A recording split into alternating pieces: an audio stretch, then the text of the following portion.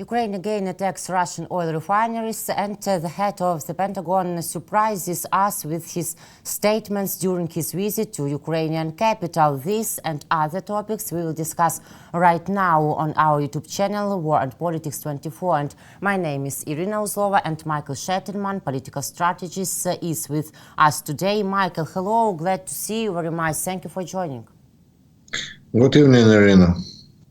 Novoshakhtinsk, Rostov region, again at night around 3 a.m. the Novoshakhtinsk refinery was attacked, and local reports about 5 explosions near something like this. Official Rostov authority reported that it was only shutting, and they shutting down 11-hour drones.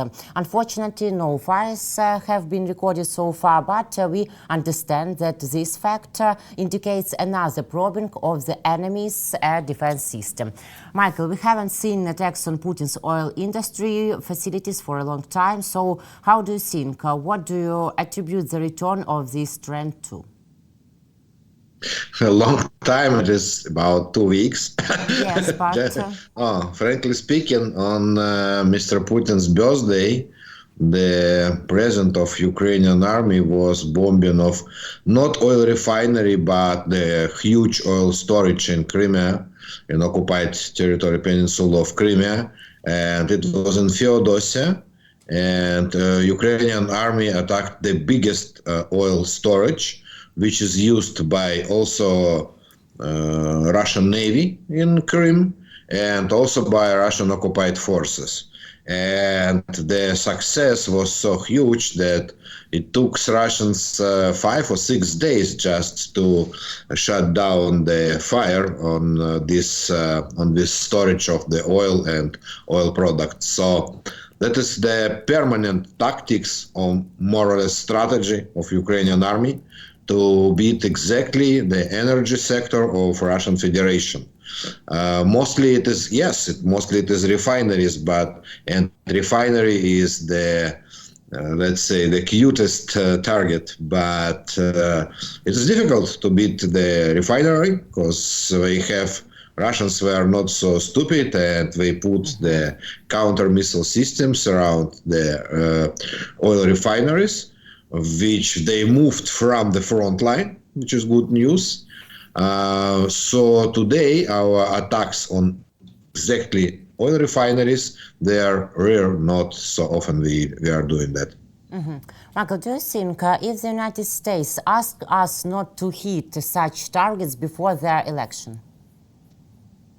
No, I don't believe it. It doesn't connect now, because we heard they heard such phrases from American officials.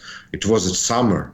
Now, when we hit some Russian targets like oil refineries, it can't influence world prices for oil or oil products, because we have only a couple of weeks till the election in United States, and this is longer period. It takes longer, and in January, February, when we had a huge campaign of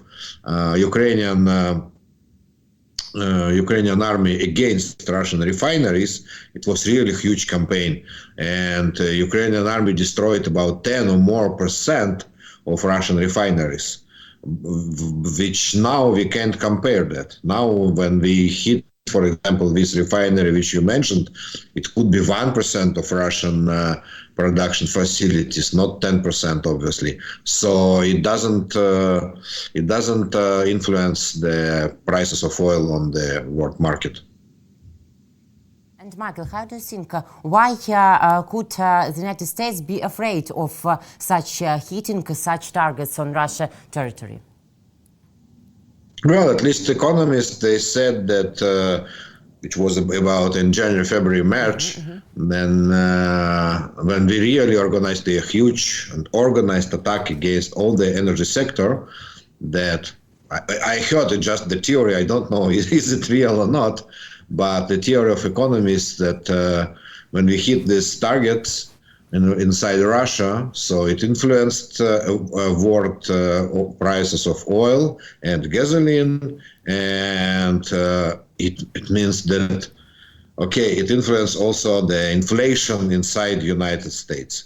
Well, I don't know is it true or not, but it was the only reason which we heard about this limitation of our our actions inside the Russian Federation. Okay, clear. U.S. Defense Minister Lloyd Austin arrived to Ukraine to check the clocks after U.S. President Joe Biden's meeting in Berlin last week with his colleagues. U.S. Secretary of Defense of USA Lloyd Austin, during his visit to Kyiv, stated that the United States will provide Ukraine with a new military aid package worth $400 million.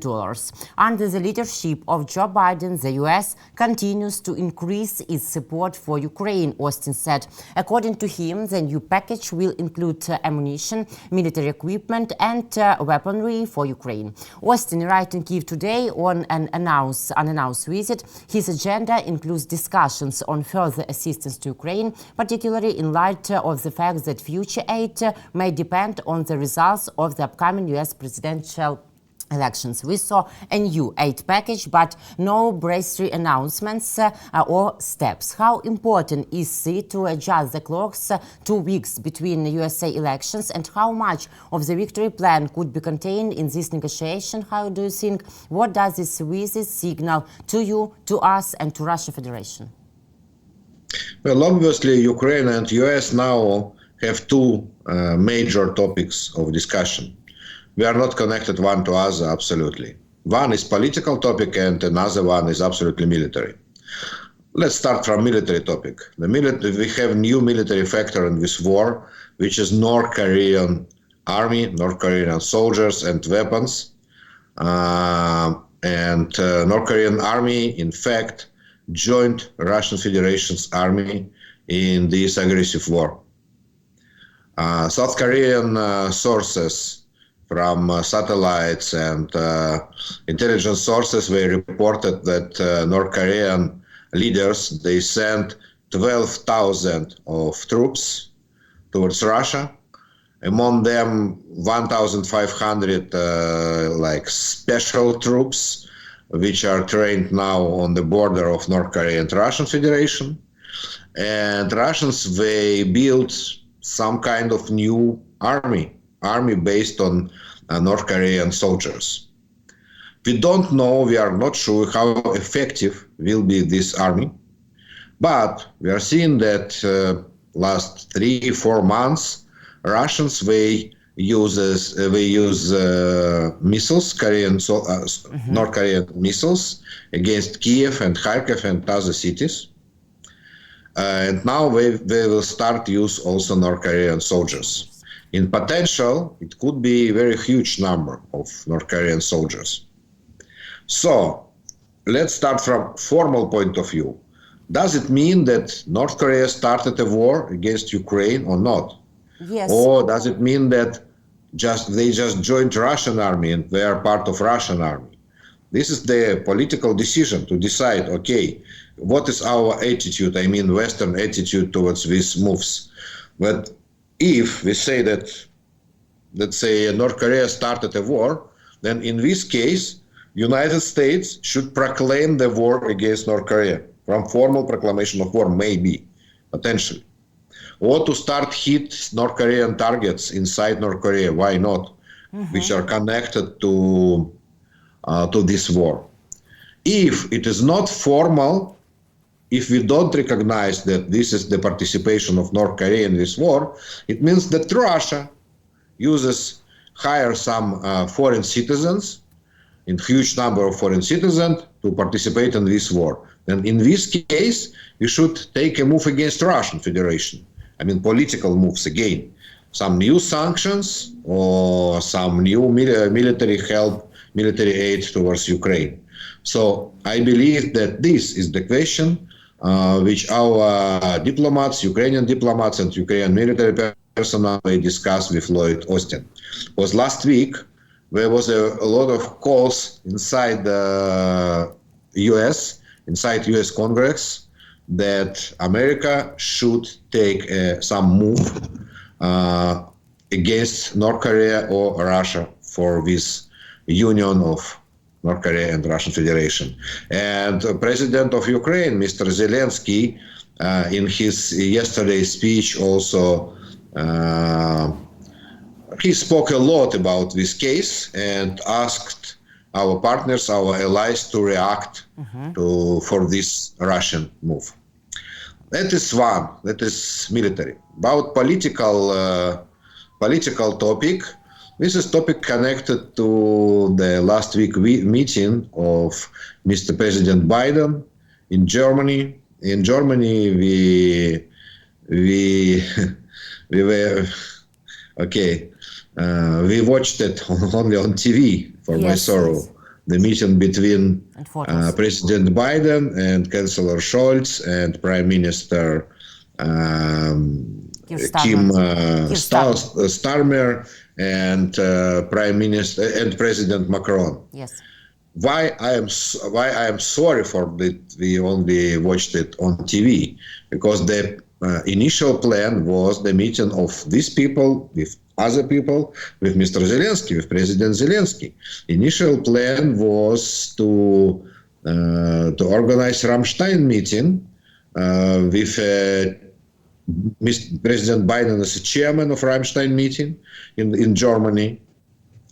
But instead of this, we had this meeting of leading Western allies, but without Ukrainian side. So I believe that it was the discussion about Ukrainian war, discussion about participation of Ukraine in NATO, and about some continuation of military aid or something like that. And these leaders, they took some decisions. And we heard about these decisions from French information agencies, German information agencies, from French Foreign Ministry, for example. We heard that France approved membership of Ukraine in NATO. We also heard from some American sources that U.S. is approved membership of Ukraine in NATO. But we don't have certain information about Germany's position on this negotiation. So I believe that this visit of Minister of Defense, Mr. Austin, is the next step in this discussion, and he brought the common position of Western leaders towards Mr. Zelensky, and he will continue to negotiate these positions about membership of Ukraine in NATO. So, Michael, but it's really, nowadays we see a big consolidation of dictatorial states and really whole alliance which wants to strike our territory, to take direct part in Russian-Ukrainian war. This 11 or 12,000 soldiers from North Korea, it's a big risk, not only for Ukrainian security, but for global security. Or am I not right? You could think that this is the risk towards Western security, but the important thing is the opinion of Western leaders. And we didn't hear any reaction from Western leaders about that. Well, we heard the reaction of congressmen, of chairman of Congress committee about this. But we never heard the reaction of President of France, Chancellor of Germany, Prime Minister of Great Britain, or President of US. We never heard any reaction. So it is very hard to say what we are saying about that. What are their position about that? Do they say, okay, 12,000 more, it means, okay, Russia has now 500,000 inside Ukraine, in Ukrainian occupied territories. I mean, 500,000 military personnel. Russia has more than 1 million in Russian army, or around 2 million people in Russian army. So 12,000, it doesn't sound any critical figure. This is obviously not critical figure about when we are speaking about Europe or European Union. But when we are looking for symbolic meaning of these events. We could say, okay, North Korean army now in Europe. North Korean army occupy part of European territory. So North Korea in the war against Europe. But this is our Ukrainian position. And we can just call to our partners, to our allies, that they should think about that. They should see the almost general picture from satellite view, let's say, at least. Yeah, we have this satellite view. Yes. We have this satellite view and satellite data that how we can see by satellite how North Korean soldiers were moving inside Russia, and were now in Kursk region, which is the border region of Russian Federation and Ukraine. So from, okay, let's say philosophical point of view, we have a war of North Korea, of Mr. Kim Jong-un inside Europe. Yes. Could anybody imagine that a year ago or 2 years ago? But now it is the reality. It is difficult to Western, I believe it is difficult to Western leaders understand this.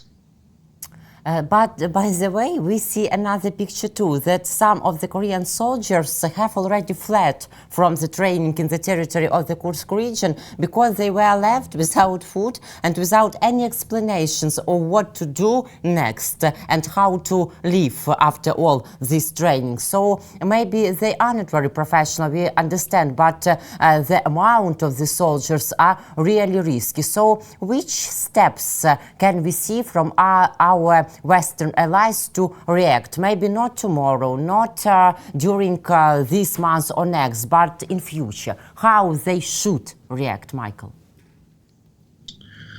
You see, obviously, when we hear military experts, they say that North Korean military personnel will not be very effective on this war. For example, I heard it today from, you don't believe, but from the parliament member of Russian Federation. The member of parliament of Russian Federation, Mr. Milonov, he said in his interview that it is very not effective to involve North Korean soldiers in this war. Oh, really? Because, for example, North Korean personnel, they don't understand Russian. Oh, really? Surprise. Yeah, and Russian officers, they don't understand North Korean. And I believe they also don't have enough translators between Russian and North Korean language. So it is very difficult to organize any cooperation, I mean in battlefield, between North Korean army and Russian army. Also, it is not effective to use North Korean soldiers as a military units. Probably will be more effective just to include some North Korean people, North Korean personnel inside into some Russian units, and to use them just as the meat, let's say, not the human beings. Like Russians, they use now prisoners as a meat for the physically for the attacks on Ukrainian positions. So we can say, for example, 100 North Koreans, and it will take a time to kill them by our soldiers. It will take not only time, but it will take also the ammunition to kill them. And during this time, when we kill 100 North Korean, couple of Russians could penetrate our positions, for example. This is the way of usage of North Korean people in this war. And I believe it will be the picture we will have. But it doesn't mean that it is not dangerous, because anyway, we spent our military forces on that, we spent our ammunition on that, we spent our time on battlefield, we spent our drones, FPV drones on North Korean people. And to destroy 12, in average per day, our army destroy more than 1,000 Russians per day, yeah? I mean, not only killed, but also killed and wounded. So for these 12,000, it will take 12 more days. But how to react, how to strike it from our Western allies in future? Because today we have 12,000 and tomorrow or next year we can see 120,000, Michael, for example. Obviously, it doesn't depend on us, on Ukraine, anyway. Our diplomats, they did any notices, any proclamation about that. So now the ball is on the side of Western decision makers. They should take a decision. To take a decision like that. Okay, North Korea now is the absolutely full participant of this war. It will be one decision. Another decision is, okay, Russians bought something illegal from North Korea. This is another political position. When Russians bought the shells and missiles from North Korea, so what our Western allies said, that Russians, they broke the restrictions of United Nations about buying military equipment from North Korea, which is banned by United Nations. So they took the new sanctions against Russia. But now this case, these people, these North Korean people, are they like goods? Are they ammunition? Or they're political force? This is a question for the, for upcoming future. This is the question which the our Western allies should take the decision. Okay, we'll see. Brazilian President Lula da Silva will not come to Russia for the BRICS summit due to a blunt head injury. And likewise, Saudi Arabia will not be represented at the BRICS summit too. So, Michael, how do you think? Could the BRICS summit become a global failure rather than a success for Putin? Irony here that also Mr. Putin will not take a part in visit to Brazil next month on G20, because next month in G20 they have a meeting in Brazil, and there was a huge question if Mr. Putin has a plan to come to Brazil, but yesterday or on Friday he had a press conference about that, and he said, okay, we have a we have a decision from Hague, military, not international court. So I am not going to Brazil to be arrested in Brazil. And immediately after that, they heard the news about Brazilian president. And if you pay attention, the explanation was like that. The doctor said me to stay in rest of 3 days. So I can't, but when Brazilian president flies towards Russia, he doesn't go by bus or something. He flies on private jet, so it is rest, believe me. Yeah, to go by private jet. But obviously Brazilian president decided not to take a part in the meetings inside Russia because he believes that he could lose more than earn from this visit. Brazil does not depend on Russia anyway, any economical way or something. Brazil does not buy any oil or gas. Brazil does not take loans from Russia, so obviously Brazil does not depend on Russia. And only two kinds of leaders of independent states comes to Russia. Or China, who is the owner of Russian economy now, and China has something to earn from Russia. In fact, they are now rules the Russian economy. Almost all the export and import of Russian Federation, or half of that, goes towards China or out of China to Russia. And the countries who buys very cheap Russian oil now, like India or Sri Lanka, for example. Yeah. We also participate in this BRICS meeting. But it is too early to say if the BRICS meeting will be successful or not. The BRICS meeting only starts tomorrow in Kazan, and we have two upcoming events. First is the discussion about the new currency, BRICS currency. Preliminary discussions. In preliminary discussions, we heard that China does not want this decision, does not want this Commonwealth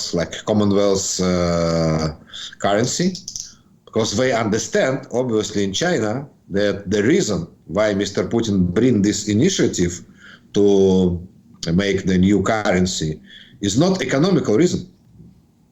It is the reason to counterattack the sanctions, the Western sanctions, by the new currency which West can't regulate.